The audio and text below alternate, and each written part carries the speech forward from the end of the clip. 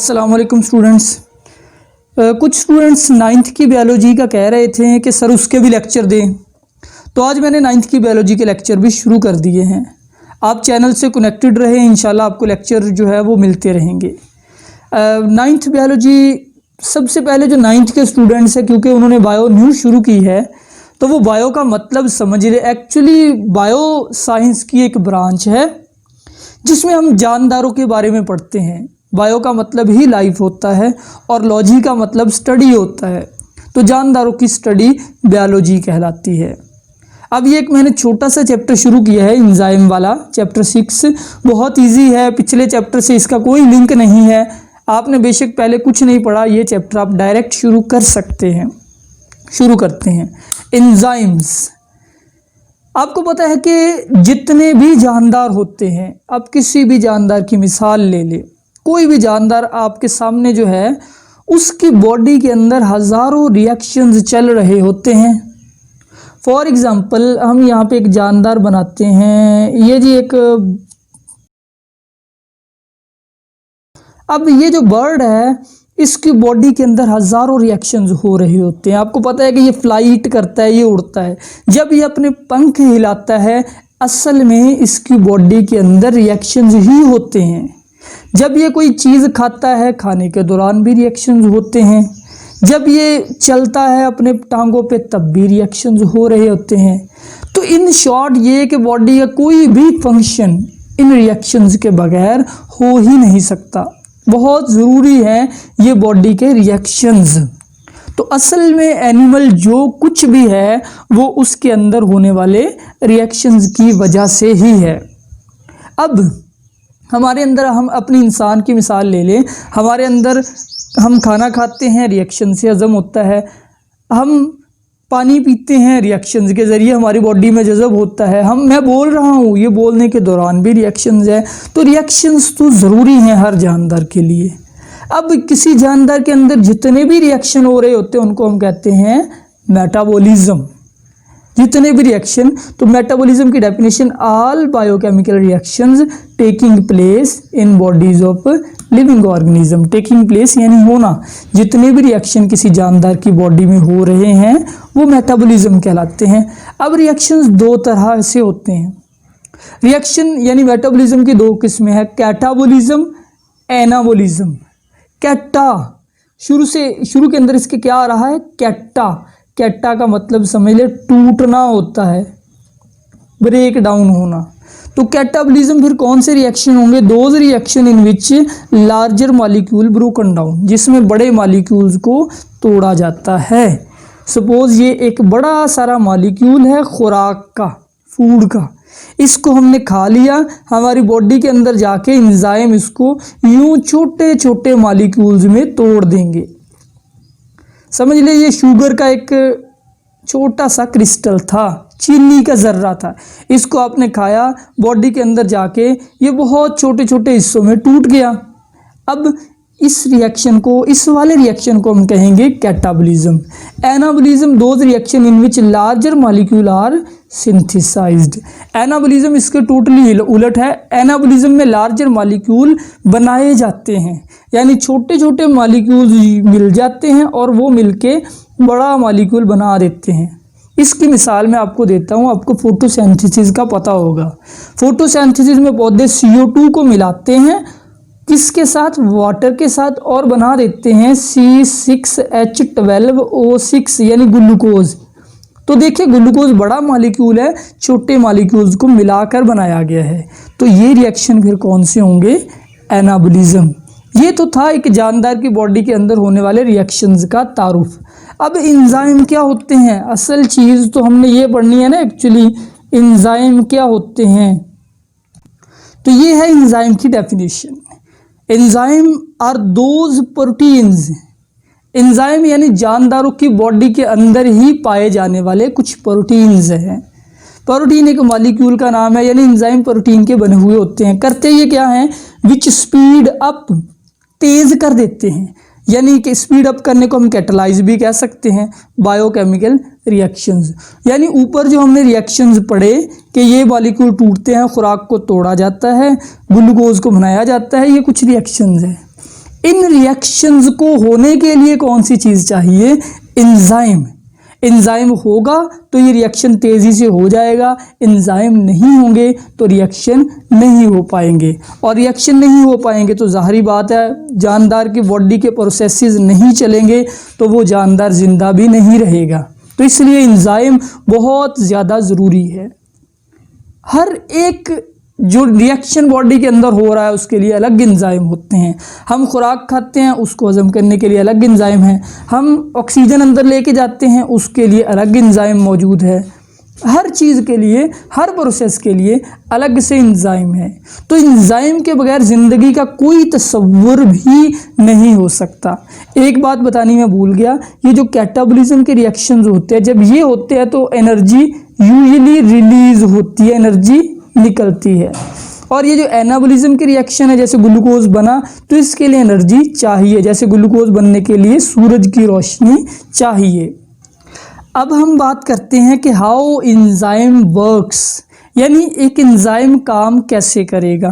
मैंने बताया कि एंजाइम रिएक्शन को तेज़ करते हैं। अब रिएक्शन के अंदर समझ ले ये एक मॉलिक्यूल है ए, इसको बी के अंदर चेंज कर दिया गया। अब ये बीच के अंदर क्या आ रहा है? एरो। ये रिएक्शन की सम्मत को जाहिर कर रहा है कि मॉलिक्यूल ए था जो बी में चेंज हो गया। अब एंजाइम जो है वो क्या करेगा? अगर मतलब ये जानदार की बॉडी के अंदर रिएक्शन हो रहा है तो एंजाइम साहब यहाँ पर बैठे होंगे और एंजाइम क्या करेगा? इस ए को उठा के बी में तब्दील करता जाएगा। ये एंजाइम का काम होगा। ए को लिया, उसको बी में तब्दील कर दिया। तो अगर एंजाइम ना हो, ए जो है वो बहुत देर लगाएगा बी में कन्वर्ट होने में, लेकिन अगर एंजाइम मौजूद है ये बड़ी जल्दी चेंज कर देगा ए को बी के अंदर। तो सब अब ये जो दोनों चीज़ें, इनके नाम क्या होते हैं? एंजाइम जिस चीज़ के ऊपर असरअंदाज हो उसको कहते हैं सबस्ट्रेट। तो सबस्ट्रेट से मुराद होते हैं मॉलिक्यूल्स, ऐसे मॉलिक्यूल्स ऑन विच, जिनके ऊपर एंजाइम एक्ट, यानी ऐसे मॉलिक्यूल जिन पर एंजाइम एक्ट करे, जिनके ऊपर काम करे। और प्रोडक्ट क्या होती है? ये चीज़ जो है, अब ये जो नया मॉलिक्यूल बना है ये प्रोडक्ट कहलाता है। प्रोडक्ट हम ऐसे मॉलिक्यूल्स को कहते हैं जो कि, यानी कि हम कहते हैं कि reactant substrate is converted into product. Substrate को ही प्रोडक्ट में बदल दिया जाता है रिएक्शन के बाद। मिसाल देता हूँ, जैसे CO2 + H2O जो है, इनको ग्लूकोज में तब्दील कर दिया पौधे ने, C6H12O6। तो ये जो दोनों चीज़ें थी ये थी सबस्ट्रेट। एंजाइम ने क्या किया? एंजाइम ने इन दोनों को जोड़ने का काम किया है, इन दोनों को जोड़ दिया। तो ये सबस्ट्रेट थी जिनके ऊपर एंजाइम ने एक्ट किया, फिर इनको चेंज कर दिया प्रोडक्ट में। अब सवाल ये है कि एंजाइम ने इसको तेज़ कैसे किया? ये रिएक्शन वैसे भी तो हो सकता है, मैंने कहा एंजाइम रिएक्शन को तेज़ करते हैं। तो तेज़ करने के लिए एंजाइम एक तरीका इख्तियार करते हैं, वो तरीका होता है एक्टिवेशन एनर्जी को लो करना। एक्टिवेशन एनर्जी क्या होती है? Minimum energy required to start a reaction, यानी एक्टिवेशन एनर्जी वो कम से कम एनर्जी है जो रिएक्शन को शुरू करने के लिए चाहिए। एक्टिवेशन एनर्जी को आप ये समझे कि ये एक बड़ी सारी चढ़ाई है, ठीक है। यहाँ पे एक पत्थर पड़ा हुआ है, ये वाला स्टोन है बड़ा सारा, इसको आपने यहाँ से गुजार के यहाँ लेके आना है अगली सम्मत में। अब ये जो बीच में चढ़ाई आ रही है, इस चढ़ाई को हम कहते हैं, एक्चुअली ये एनर्जी हमें लगानी पड़ेगी। आप इसको समझ लें, ये चीज़ सबस्ट्रेट है। यहाँ तक जब ये पहुँचेगी तो ये प्रोडक्ट बन जाएगी। तो अब सबस्ट्रेट को प्रोडक्ट में कन्वर्ट करने के लिए ये जो बीच की एनर्जी चाहिए, आपको धक्का लगाना पड़ेगा। इधर से धक्का लगाएंगे तो फिर ये आगे जाएगा। अब ये जो आपको फोर्स लगानी पड़ेगी, ये जो आपको एनर्जी देनी पड़ेगी, this energy is activation energy. Activate का मतलब ही शुरू करना होता है, तो स्टार्टिंग के लिए एनर्जी। मैं मिसाल एक और देता हूँ, जैसे आपने चूल्हे को जलाना है, आग जलानी है। अगर आपका चूल्हा ऑटोमेटिक नहीं है तो आपने गैस का बटन बेशक ऑन कर लिया, गैस आना भी शुरू हो गई। आग नहीं जलेगी। आग का जलना एक केमिकल रिएक्शन है। तो आप क्या करेंगे, पहले माचिस से तीली जलाएंगे। अब वो जो आपने शुरू के अंदर एनर्जी दी है उस गैस को, वो एक्टिवेशन एनर्जी थी। जब एक बार एक्टिवेशन एनर्जी मिल गई तो रिएक्शन शुरू हो गया। तो एंजाइम क्या करते हैं, एंजाइम एक्टिवेशन एनर्जी को ही कम कर देते हैं। यानी आपने पत्थर को इस एक्टिवेशन एनर्जी के बैरियर से क्रॉस करके आगे भेजना है। एंजाइम ने ये करना है, इन्होंने एक्टिवेशन एनर्जी को लो कर देना है। तो यानी यूँ समझे कि ये एक रिएक्शन है जो एक्टिवेशन एनर्जी के साथ हो रहा है। जब एंजाइम आ गए तो एंजाइम ने इस एनर्जी के बैरियर को बहुत कम कर दिया। तो ये जो ऊपर वाली लाइन है ये विदाउट एंजाइम है, ये विद एंजाइम है। तो जब एक्टिवेशन एनर्जी का लेवल ही कम हो गया तो बहुत सारे सबस्ट्रेट जो है वो बड़ी जल्दी जल्दी प्रोडक्ट में तब्दील होते चले जाएंगे। अब नेक्स्ट क्वेश्चन है कि how enzyme lower activation energy, enzyme activation energy को कैसे कम करेंगे। तो इसका आंसर 3 पॉइंट्स है, यानी 3 तरीके से एक्टिवेशन एनर्जी को कम करते हैं एंजाइम। पहला तरीका, by changing shape of substrate, substrate की शक्ल को ही चेंज कर देते हैं। मैं इसको आपको यूँ समझाता हूँ कि यही जो हम बात कर रहे थे एक्टिवेशन एनर्जी, आपका सबस्ट्रेट जो है उसकी शेप यूँ है, इसको धक्का लगा के आपने यहाँ से ऊपर भेजना है एक्टिवेशन एनर्जी से। इसको जल्दी हम नहीं भेज सकते। अगर इस सबस्ट्रेट की शक्ल यूँ हो जाए बिल्कुल गोल, अब थोड़ी एनर्जी लगानी पड़ेगी, अब ये जल्दी चला जाएगा। बिल्कुल एक डब्बा से जो है उसको घसीटना मुश्किल होता है। जैसे आपके सामने अगर फुटबॉल है उसको घसीटना बहुत आसान है क्योंकि वो गोल है। एक बॉक्स जो होता है, जो स्क्वायर होता है, उसको धक्का लगाना मुश्किल होता है। तो एंजाइम यूँ उसकी शेप बदल देते हैं, फिर वो जल्दी कन्वर्ट हो जाता है प्रोडक्ट में। दूसरा, disrupt charge distribution on substrate, substrate के ऊपर जो चार्ज होता है उसको ख़त्म करते हैं। कभी कभी सबस्ट्रेट के ऊपर कोई चार्ज होता है वो प्रोडक्ट में तब्दील ही नहीं होता, वो जुड़ा रहता है चार्ज की वजह से, तो उस चार्ज को भी ख़त्म कर देता है ये एंजाइम। तीसरा तरीका, bringing substrate into correct orientation, orientation का मतलब होता है सम्मत। सबस्ट्रेट अगर किसी गलत सम्मत में पड़ा हुआ है, वहाँ से वो हो ही नहीं कर सकता कन्वर्ट प्रोडक्ट में, तो एंजाइम उसको दुरुस्त सम्मत में लेके आता है, फिर वो जल्दी से कन्वर्ट हो जाता है प्रोडक्ट में। तो यानी in short enzyme activation energy को कम करते हैं जिससे रिएक्शन तेज हो जाते हैं, और कम करने के ये 3 तरीके हैं।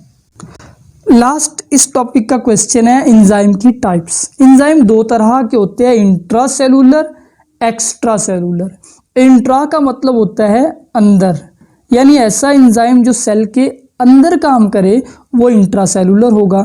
एंड एक्स्ट्रा का मतलब होता है बाहर, जो सेल के बाहर काम करे। तो डेफिनेशन तो आसान सी, those enzyme work inside cell वो इंट्रासेलुलर है, वर्क आउटसाइड सेल वो एक्स्ट्रासेलुलर है। अब दोनों की हम मिसाल लेते हैं। इंट्रासेलुलर एक एंजाइम होता है, हमारे सेल्स के अंदर काम करता है। ये एक सेल है, सेल के अंदर कुछ एंजाइम होते हैं, ये वाले, ये काम करते हैं। ये कौन सा काम करते हैं, ये ग्लाइकोलाइसिस करते हैं।